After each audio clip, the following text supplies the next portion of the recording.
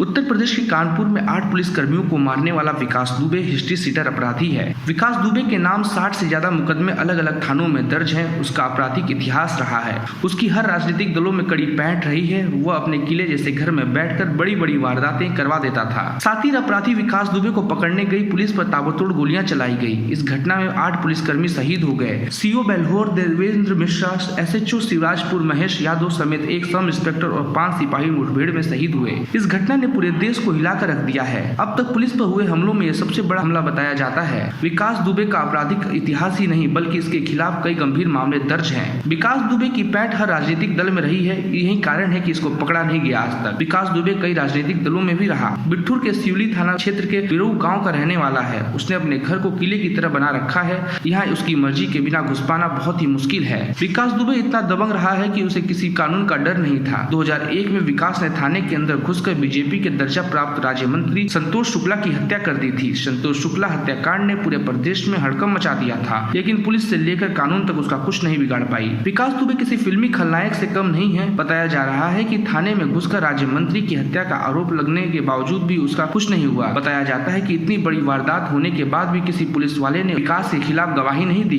कोई साक्ष्य कोर्ट में नहीं दिया गया। इसके बाद उसे छोड़ दिया गया। विकास दुबे ने इसके अलावा सन 2000 में कानपुर के सिवली थाना क्षेत्र स्थित ताराचंद इंटर कॉलेज के सहायक प्रबंधक पांडे की हत्या के मामले में विकास दुबे को नामजद किया गया था। इसी साल उसके ऊपर राम बाबू यादव की हत्या के मामले में साजिश रचने का आरोप लगा था। यह साजिश उसने जेल से बैठकर रची थी। 2004 में एक केबल व्यापारी दिनेश दुबे की हत्या के मामले में भी विकास का नाम आया था। 2013 में भी विकास दुबे ने हत्या की एक बड़ी वारदात को अंजाम दिया था। 2018 में विकास दुबे ने अपने चचेरे भाई अनुराग पर जानलेवा हमला करवाया था। अनुराग की पत्नी ने विकास समेत 4 लोगों के खिलाफ FIR दर्ज करवाई थी। हिस्ट्री सीटर विकास दुबे की सभी राजनीतिक दलों पर पकड़ रही। 2002 में BSP की मायावती सरकार के दौरान उसकी तूती बोलती थी। उसके ऊपर जमीनों की अवैध खरीद फरोख्त का आरोप है। उसने गैर कानूनी तरीके से करोड़ों रुपए की संपत्ति बनाई है। बिट्ठूर में ही उसके स्कूल और कॉलेज हैं। वह एक LLB कॉलेज का मालिक भी है। विकास दुबे जेल में रहने के दौरान ही चुनाव लड़ा था और शिवराजपुर से नगर पंचायत का चुनाव जीत भी गया था। बताया जाता है कि BSP में उसकी अच्छी पकड़ थी।